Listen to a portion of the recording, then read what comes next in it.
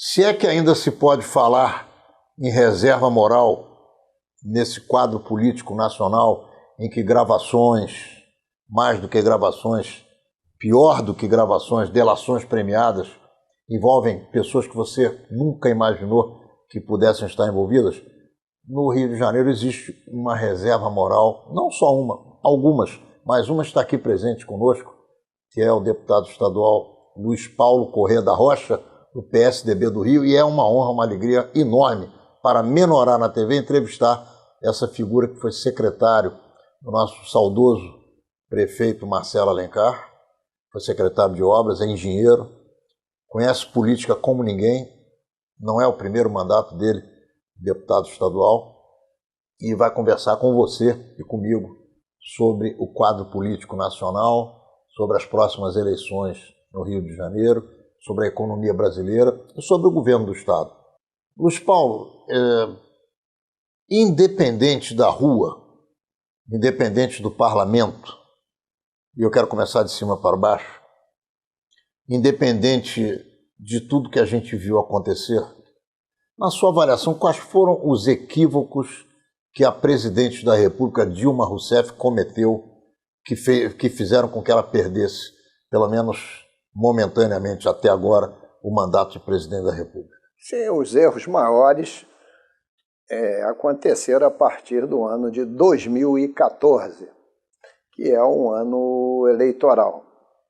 Primeiro, com aquela redução brusca da tarifa de energia, que fez com que ela subisse nas pesquisas alguns pontos percentuais, mas ao mesmo tempo desorganizou todo o sistema elétrico, que mais tarde veio cobrar um preço enorme. Segundo grande erro, que ela comprou junto com o Lula, foi anunciar para o Brasil inteiro que todos poderiam gastar a rodo, os estados, e inclusive a União, que o pré-sal seria uma fonte inesgotável de reservas. E, além do mais, saiu dando incentivo fiscal, mas a rodo, para dois segmentos. O segmento da indústria automobilística e o segmento de petróleo e gás. Esta associação levou a um consumo imenso de combustível nesse país. E a Petrobras, que era autossuficiente, passou a importar derivados de petróleo do exterior. Ora, mas ao mesmo tempo, ela não podia subir o preço do combustível para não alimentar a inflação. Então a Petrobras comprava os derivados por um preço X e vendia por um preço Y menor que X. Então foi aumentando o buraco das perdas da Petrobras. Botou o sistema de concessão das áreas petrolíferas para escanteio e fez valer o sistema de partilha. E fez com que a Petrobras cacifasse sem ter 30% do único poço leiloado do pré-sal. E a Petrobras teve que ir a mercado se endividar mais ainda. E aí soubemos depois que na própria Petrobras, isso descoberto na Operação Lava Jato de 2014, pelo juiz Moro e pelo Ministério Público Federal, com a Polícia Federal, que lá tinha se estruturado uma rede de corrupção imensa, com um aval da direção-geral do país, né, que abastecia partidos políticos e interesses menores, né, interesses pecuniários de diversas outras pessoas. Então isso levou também a Petrobras a uma ruína, né? E se fosse ela uma empresa puramente privada, estaria impedido de falência, né? Então, a associação desses erros, também com mentiras e acenos à sociedade que não eram verdadeiras para se transformar em voto, levou ela do céu ao inferno da noite para o dia. Então, houve um erro político muito grande, né, associado àquilo que foi a devastação da corrupção no serviço público. E ainda não se investigou, talvez, 50% do que tem que se investigar, né?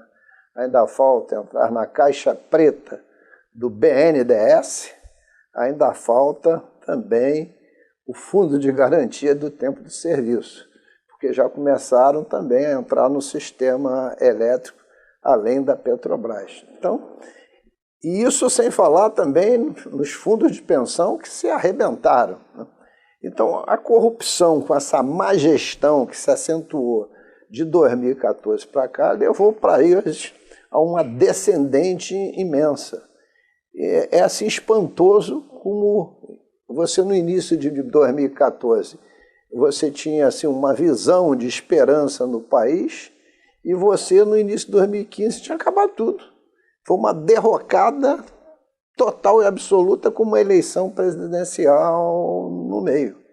Então eu diria que o Brasil e o estado do Rio de Janeiro, por outros motivos também acompanhou, ele andou para trás uma década, né? E ainda não tem perspectiva de como sai desse buraco. O PIB está negativo esse ano, talvez na ordem de 3,4 percentuais. É um PIB bem ruim. O déficit do Tesouro acabou de ser avaliado em 171 bilhões de reais. Então, é uma situação de grande dificuldade que vai obrigar o governo a fazer cortes fortíssimos nas despesas e tentar aumentar as receitas sem, contudo, ter que aumentar a carga tributária, que também já está no limite, né? Então, é uma situação difícil, porque também há uma instabilidade política muito grande e, felizmente, a Operação Lava Jato está em pleno curso, talvez atingindo aí metade do seu prazo de investigação, mas muita coisa ainda virá à tona. Então, não é fácil governar nesta situação. E a União, por causa disso tudo, neste ano de 2015, no ano de 2016, no seu início, ficou praticamente sem governo. E pior do que ter um governo ruim é não ter governo, porque aí não tem direção nenhuma, você fica ao sabor dos ventos, né? Sem um norte, sem um rumo. Então, assim que eu vejo essa crise que se instalou no nosso país. Deputado Luiz Paulo, você é presidente do partido no Rio de Janeiro, no município do Rio de Janeiro. Você acredita que alguém que tem vida partidária próxima dos representantes desse partido eleito não sabe o que acontece com esses representantes que estão ou no parlamento ou no executivo? Você acredita que o Lula e a Dilma, que batem no peito, ele, que não existe ninguém mais honesto do que ele, e ela que diz que está sofrendo um golpe porque ela é uma mulher honesta, você acredita que eles nunca souberam de nada do que acontecia no Mensalão, no Petrolão, no mundo da Petrobras, em que tudo o que nós vimos e que está vindo à tona aconteceu sob as barbas de administradores que não sabiam o que estava acontecendo? É possível isso? Golevski, eu acho impossível. É possível um cidadão estar do parlamento, ser do PT aqui no Rio, e não conhecer como é que está o enredo de toda essa história de corrupção em relação ao Lula e a Dilma. A situação inversa é impossível. Porque está muito claro, e por isso falei o nome Gabrielli, os presidentes da Petrobras, tanto o Gabrielli quanto o Dutra, foram nomeados diretamente pelo Lula. Os diretores da Petrobras passam necessário e obrigatoriamente pelo aval do Lula. Porque um diretor de uma área importante da Petrobras, como foi a diretoria do Paulo Roberto, é mais importante que a maioria dos ministérios. Então, tudo passava pelo Lula. Então, desde o Petrolão até o Mensalão, né, o Lula é conhecedor disso, porque era a partir daí que saíram os recursos para manter, né, a sua base congressual, né? E não quero dizer que todos, mas uma parte dessa base congressual, como hoje está claramente comprovada, mas também servia para abastecer as mais diversas campanhas políticas eleitorais, desde prefeito, passando por governador e presidente da República, e também servia para enriquecer os amigos e os mais próximos dos amigos, né? E claro que também servia para as empresas que estavam trabalhando e fazendo essas operações triangulares. Então, o governo Lula e o governo Dilma desacreditaram no Brasil a esquerda, porque ficou com um carimbo de corrupção, né? E nem todas as lutas de esquerda são dignas de críticas. Tem boas lutas por justiça, por direitos humanos, etc, etc. Mas a Dilma, ela foi uma criação do Lula. Ela foi sua chefe da Casa Civil. Ela controlava também a Petrobras quando o Lula era presidente. Como é que ela não vai ter, na Casa Civil, conhecimento desses ruídos que estavam acontecendo? Mas de quem entra e quem sai do gabinete do presidente, de quem ela controla a agenda e outras coisas mais? Até porque o parlamentar em si, né, uma parcela deles, costumam sempre falar um pouco demais, né? Vide as últimas gravações, né? Então eu acho que era uma praxis que nada disso seria fortemente descoberto ou punido. Não esperavam que aparecesse uma operação Lava Jato com um juiz Moro profundamente competente e com um grupo de jovens do Ministério Público Federal dispostos a investigar a fundo, mas também com muita tecnologia, cruzando informações e com esse instrumento novo da delação premiada, que está fazendo com que tudo isso venha à tona. O Sérgio Moro, na sua avaliação, ele é seletivo? Tem gente que acha que ele trabalha para alguns partidos. Outros acham que ele é correto. Alguém acha que ele extrapola. Outros acham que o Brasil precisa dessa limpeza. Como é que você enxerga esse personagem do mundo brasileiro atualmente? O político, de uma maneira geral, quando atinge o outro, bate palmo para o Sérgio Moro. Quando atinge ao seu, acha que ele é duro demais. Eu não acho nada disso. Eu acho que o Sérgio Moro está fazendo um bem enorme para o Brasil. Um bem enorme. Eu estou na política há muitos anos. Não vou dizer para você que não achava que tinha corrupção. Achava. Mas jamais imaginei que o tamanho dessa corrupção tivesse... Tamanho e profundidade, né? Tivesse enraizado em tantos segmentos e que o núcleo duro do PT, que é o partido que estava no poder, tivesse atrás disso tudo. Era a coisa absolutamente inimaginável, principalmente depois do Mensalão. E depois do Mensalão, pareceu que as pessoas tinham tomado uma lição... Um outro rumo. E iam mudar de rumo. Ao contrário, aprofundaram mais ainda. Inclusive, pessoas já condenadas no Mensalão continuavam operando no Petrolão. Então, eu volto a dizer, o Moro, esses jovens do Ministério Público, a Polícia Federal, eles estão dando um vigor imenso ao Judiciário para mostrar que tem que se andar na linha, que os tempos mudaram. Chegou tempos da população também participar mais. As manifestações de ruas foram decisivas também para levar o afastamento da presidente Dilma do poder pelo Congresso Nacional. São importantíssimos pelo apoio às investigações da Lava Jato. A Lava Jato se tornou, felizmente, num patrimônio nacional e ela vai continuar o seu trabalho, doa quem doer, de que partido for. Quem foi culpado vai ser julgado e, se culpado, condenado. E quem for inocente vai ser inocentado. Então, é aprofundar, né? Porque político cita, um cita o outro toda hora. A questão não é da citação, são das provas. E tendo prova, evidentemente o juiz vai condenar.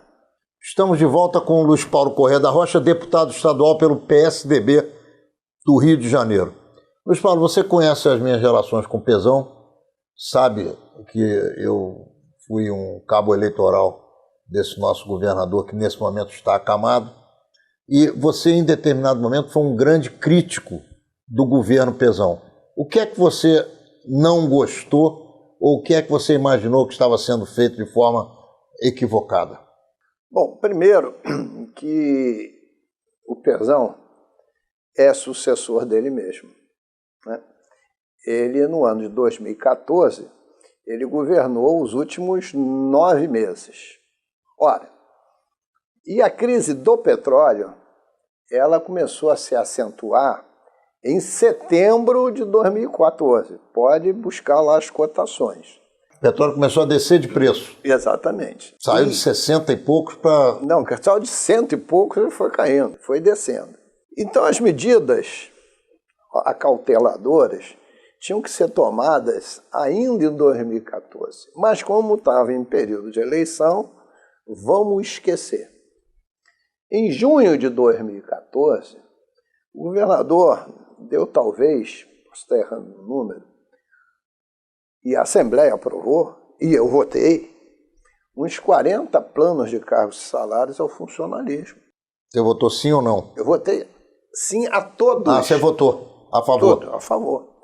Mas questionei de onde viria o dinheiro ao longo dos anos, porque quando você aumenta os ativos... Você tem que recorrer a algum... Você tem que aumentar também os inativos e mencionistas.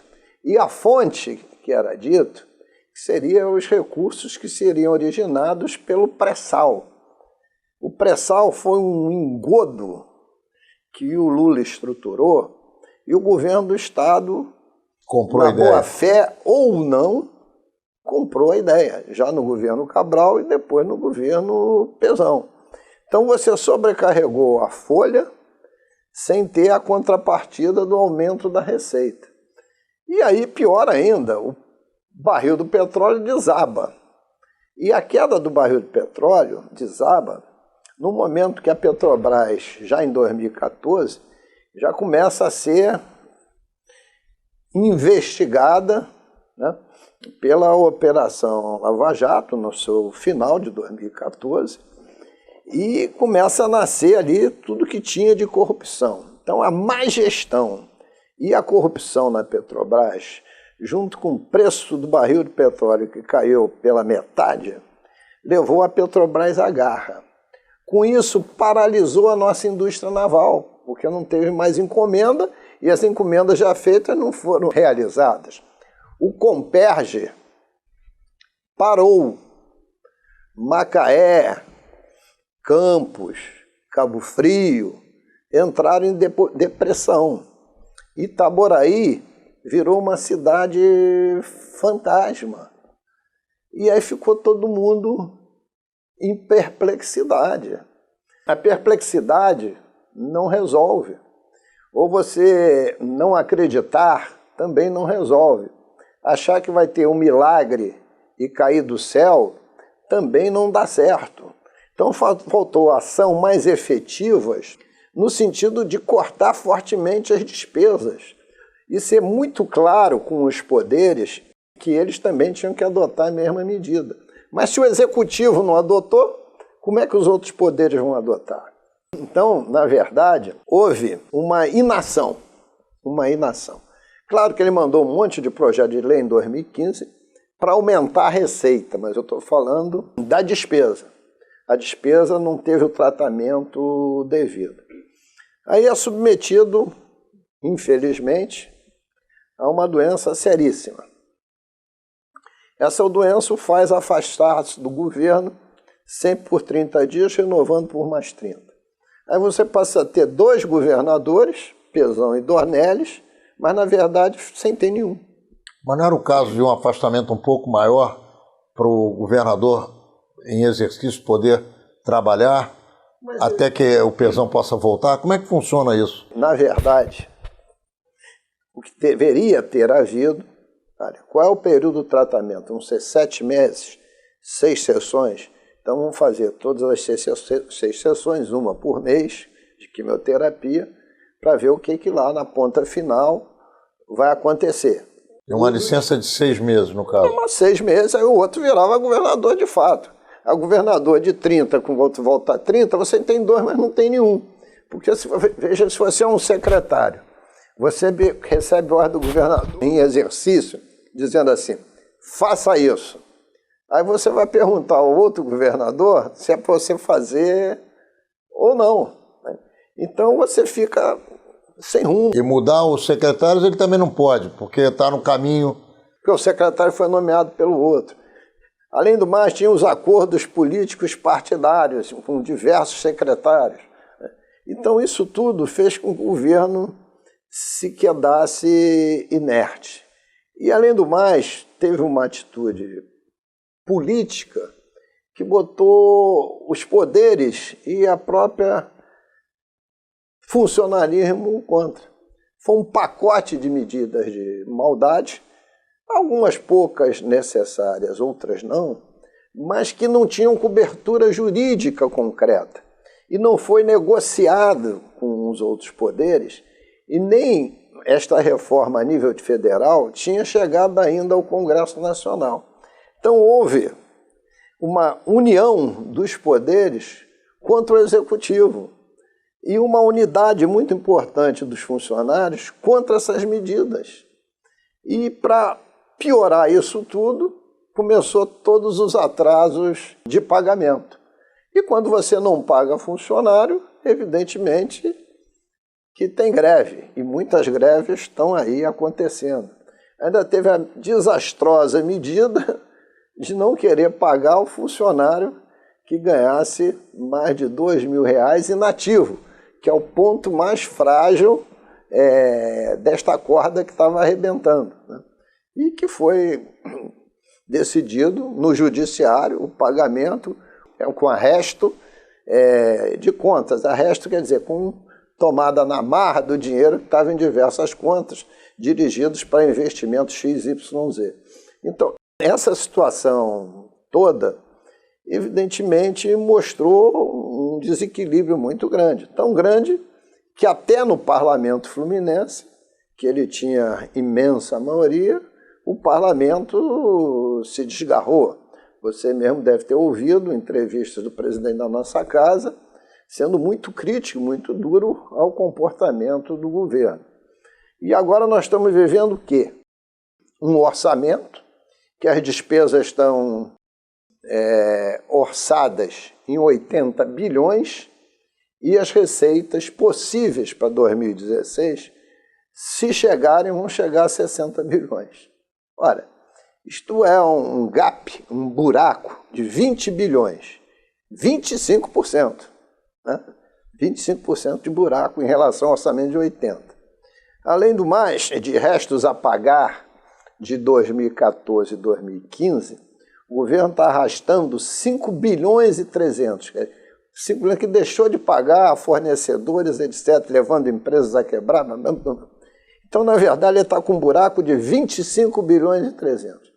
Como é que resolve a curto prazo um problema desse? Nem a curto e a médio vai ser uma grande dificuldade. É como o Estado tenha que ser reconstruído. E nenhuma reforma administrativa fizeram. Talvez, a partir desses tempos, né? Porque no dia 1º de junho, alguns secretários que estão no governo vão deixar suas pastas, né? então possa se fazer essa reforma, porque aí o governo não estaria quebrando acordo político partidário nenhum. E sairão do governo por quê? Porque serão candidatos a prefeito, é o último dia 2 de junho é o último dia, 90 dias antes das eleições, para eles se desincompatibilizarem. Mas essa reforma tinha que ter acontecido em 2015 e não agora. Porque isto vai resolver o problema do Caixa? Não, mas está dando um norte, ó. Nós estamos cortando. Nós temos que cortar 20% ou 30% dos cargos comissionados de livre nomeação, principalmente dos extraquadros. São direções que vão sendo dadas, né?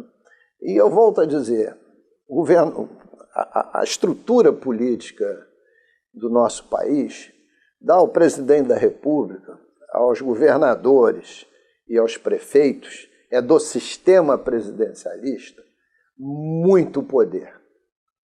E esse poder tem que ser exercido com equilíbrio, procurando exatamente implantar políticas públicas favoráveis à população. Quando esse poder político não é exercitado, como é o caso, você esgarça mais as hipóteses possíveis. Deputado Luiz Paulo, tem saída? Olha, eu sou um otimista por natureza.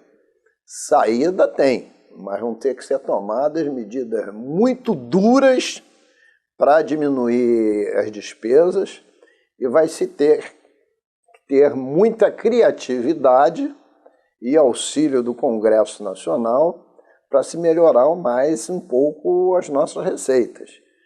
Porque 60 bi de receita contra 80 de despesa, não há quem resista. Quanto é que o Rio de Janeiro tem que pagar ao governo federal no ano de 2016? O serviço da dívida é de 9 bilhões e meio. Quer dizer, metade do problema, se o governo federal matar no peito, já está resolvido. Se o governo federal disser assim, ó, vou dar uma carência de 1 ano, já dá... Já ajuda. Já ajuda.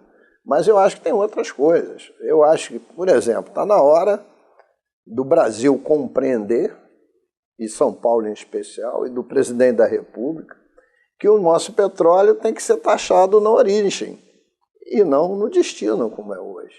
Porque isso vai representar um aumento de arrecadação para o Rio de Janeiro.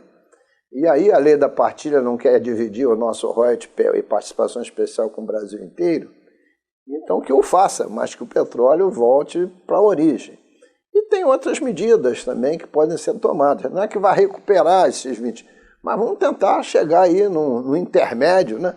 Reduzir a despesa para 70, tentar botar a receita também nos mesmos 70, porque 80 contra 60... Tá buraco. Não fecha, o vermelho é demais. Você entende que os cariocas podem esperar dos paulistas uma mão estendida? Eu acho que nós estamos vivendo um momento no Brasil que mão estendida entre estados está muito difícil. Mão estendida é pedido de esmola, né? A única unidade que existe no Brasil hoje é que todas as unidades da federação, sem exceção, mas principalmente São Paulo, Rio de Janeiro e Minas Gerais, precisam de uma renegociação da dívida. E o Supremo já deu 2 meses de prazo para isso acontecer, dos quais 30 já foram embora. Estamos de volta com Luiz Paulo Corrêa da Rocha, deputado estadual pelo PSDB do Rio de Janeiro. Luiz Paulo, vamos falar da nossa cidade. Você que é rubro-negro como eu, está sofrendo, é duro ver aquele time jogar, mas eu não quero falar de futebol com você hoje, não. Eu quero perguntar a você o que é que você espera do movimento olímpico que começa em agosto na cidade do Rio de Janeiro. Olha, eu torço, já que você falou de futebol, muito, para que as Olimpíadas deem certo. Porque nós vamos chegar a elas, estamos a 90 dias, uma segurança em crise, com a educação em crise e, mais grave ainda, com a saúde em crise. Com muitos protestos nas ruas, exatamente pela essa crise. E eu não vejo nenhum movimento para minorar o efeito da crise na cidade do Rio de Janeiro. Então esse é um aspecto importantíssimo, porque eu não me preocupo com o aspecto organizacional, se os eventos vão dar certo, isso para mim vão dar, porque quem estrutura como nós estruturamos, podemos gostar ou não, um campeonato brasileiro de futebol, qualquer organização de jogos é mole. É mole, né? Então, mas até para perder de 7-1, né? Até para perder de 7-1 no Maracanã, né? Maravilha. Mas o importante aí é exatamente a falência das políticas públicas às vésperas das Olimpíadas. Então, essa é a grande preocupação. E uma segunda preocupação é o pós-Olimpíada. Que legado, de fato, ficará? A gente não está vendo muitos. Né? E como a cidade reagirá? Se de forma ascendente ou de forma descendente. Então, eu acho que é um ponto crucial esse momento das Olimpíadas. Vamos imaginar que a Olimpíada corra em céu de brigadeiro. Qual a influência que esse evento vai produzir na eleição para o prefeito do Rio de Janeiro, na sua avaliação? Alguma influência terá. Não acho que seja muito grande, não. Mas alguma influência terá, porque a eleição é de 45 dias, né? Não é mais 90, é 45. Você acaba as Olimpíadas, não as Paralimpíadas, né? Mas que vai para setembro, mas acaba as Olimpíadas. É setembro, está no último mês das eleições. Então, um efeito, uma ressonância existe. Então, uma Olimpíada que dê certo dá algum crédito ao governo. Mas a ausência de políticas públicas está dando um descrédito imenso que uma Olimpíada não recuperará. Porque os hospitais não estarão funcionando a contento, a segurança pública não estará recuperada e a educação não terá voltado ao seu funcionamento adequado. Então, eu acredito que esta Olimpíada pode ser um ponto importantíssimo para a economia, para saber se, do ponto de vista da economia, você vai melhorar aqui no Rio de Janeiro ou vai entrar em down, entrar em depressão. Esse aqui é o ponto central, porque muitas coisas ruins já aconteceram antes das Olimpíadas. A mais recente de todas, né, foi exatamente a queda da passarela Tim Maia do lado da Avenida Niemeyer, ali no que a gente chama do Costão. Né? E também o tumulto que está a cidade do Rio de Janeiro, função de frente de obras, no meu entendimento, abertas de uma forma muito anárquica que cotidianamente irrita o cidadão. E você conhece esse tema porque de quando em vez, ou quase todo dia, você quer chegar na Rua da Assembleia e sabe você não sabe qual é o circuito que você vai ter. O último foi mudar a mão da Rua da Assembleia. Qual é o quadro, na sua visão, da política municipal? Como é que você vê a corrida de cavalinhos que vai levar um deles, o que tiver sangue mais forte, à Prefeitura do Rio de Janeiro em 2017? Bom, primeiro haverá um volume imenso de voto branco, nulo e abstenção. Você acha que isso vai para cima? Efeito no Brasil inteiro, a cidade do Rio de Janeiro não será diferente. Eu acho que isso vai passar dos 40%. Mas terão 60% que votarão. Tá? Existe uma pulverização de votos, né? Porque se você contar aqui no dedo, vai dar uns 7 pré-candidatos. Né? E tem hoje, em todas as pesquisas, pelo menos que eu leio nos jornais, porque meu partido não faz pesquisa, mas todas as que eu leio nos jornais, mostra que tem um favorito muito na frente. Isso é que eu queria que você analisasse, a performance até o momento de cada força que disputa a eleição. Porque, na verdade, o que está acontecendo nas pesquisas hoje? Ela é uma medição de popularidade. E quem é mais popular? Evidentemente mais popular. É quem está aí há mais tempo. É quem está mais tempo disputando eleições. Quem é mais popular, o Crivella foi candidato a governador, perdeu para o segundo turno. É mais popular o Romário, que foi candidato ao Senado e ganhou. É mais popular o Freixo, que foi candidato a prefeito e perdeu no primeiro turno do Eduardo Paz na reeleição.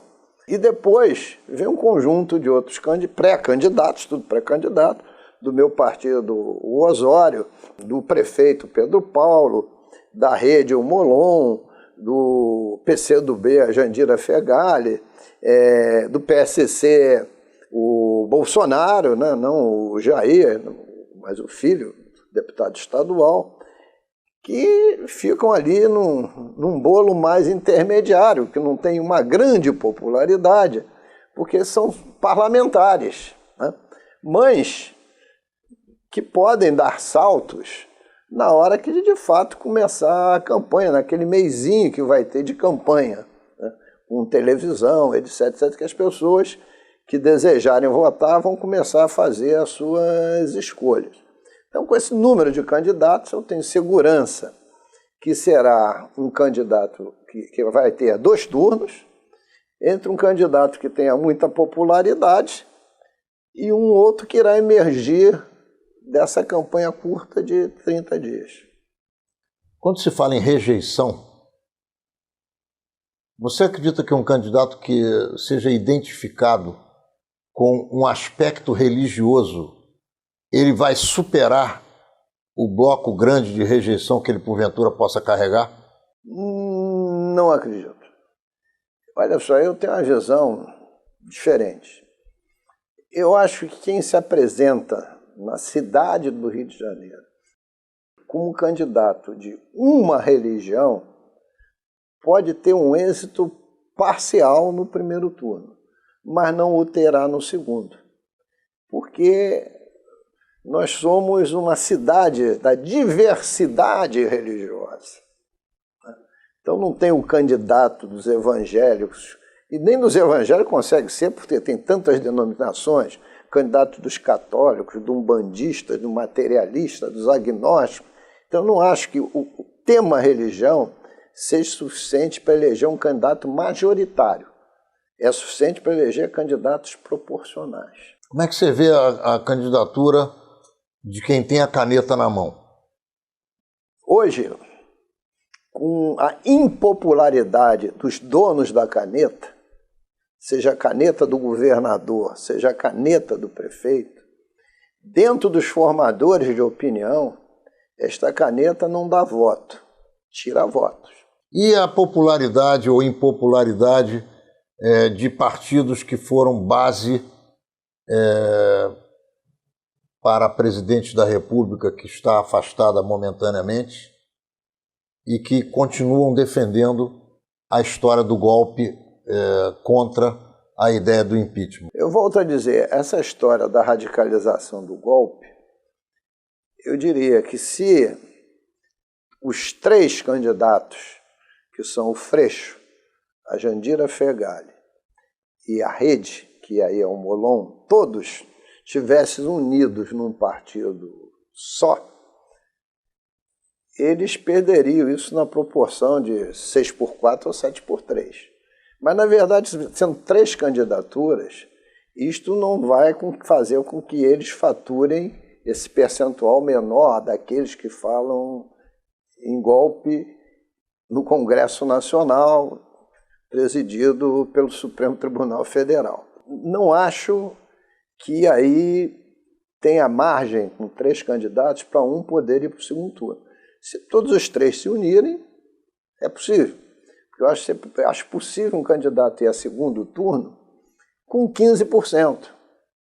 Mas acho também que é a oportunidade, né, de candidatos que não são desses 2 extremos, ou não são da esquerda radical, nem tampouco da direita radical, que possa ser candidatos com mais bom senso, que pensem mais na gestão da cidade, que tenham uma posição mais de estadista, que consigam entender o momento difícil que a economia vive, que falem a verdade, que não façam demagogia, que apresentem uma candidatura do mundo real, com soluções do mundo real, possa vir a ser uma surpresa, principalmente se estiverem também comprometidos com a ética, com a honra e com a dignidade.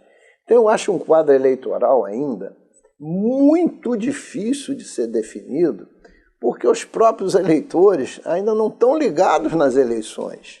Ainda tem muita coisa que está chamando a atenção do eleitor, e que está chamando mais a atenção do eleitor é a falta de credibilidade dos políticos. Eu vou voltar então, já que você falou na falta de credibilidade dos políticos, vou voltar para Brasília.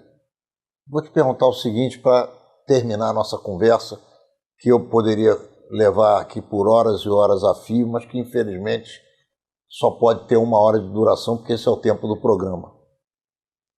Qual é o quadro que você imagina que o Brasil vai observar em termos federais daqui para frente? A Dilma volta, o Temer continua, 2 anos e 8 meses de mandato para o presidente em exercício, o Lula vai preso, Lava Jato para, o Renan Calheiros consegue provar que a gravação do Sérgio não era verdadeira. Nessa salada toda, qual é o ingrediente que você vai preferir degustar? Bom, uma convicção que eu tenho. A Lava Jato continua e vai continuar agindo independentemente de partido político e fazendo o seu trabalho correto, como tem feito até os dias de hoje. Então, essa é uma certeza.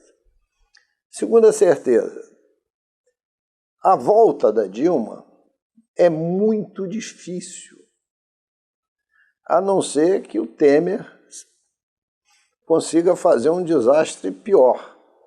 Mas pelos economistas que ele tem chamado e a liberdade que ele tem dado, parece que vai ter uma reação um pouco melhor do mercado.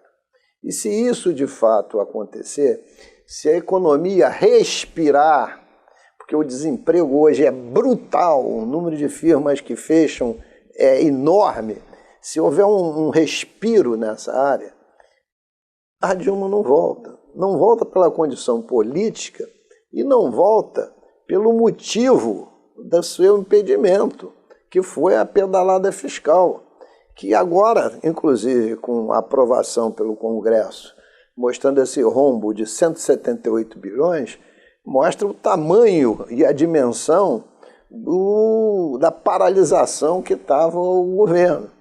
Porque a volta dela simboliza que em torno dela também estão pessoas com grande grau de complicação na Lava Jato, inclusive o próprio Lula. Eu acho que até agosto, final de agosto, início de setembro, a Dilma será julgada de forma definitiva pelo Senado Federal, presidido aí, se for em agosto, pelo Lewandowski.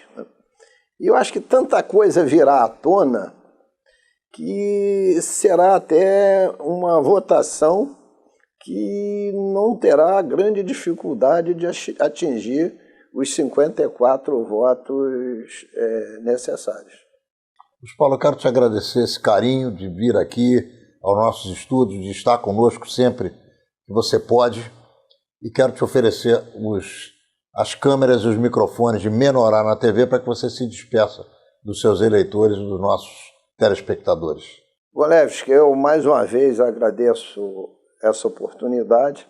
É raro a gente ter um programa televisivo com 1 hora para fazer análise política do nosso país, análise econômica, análise comportamental.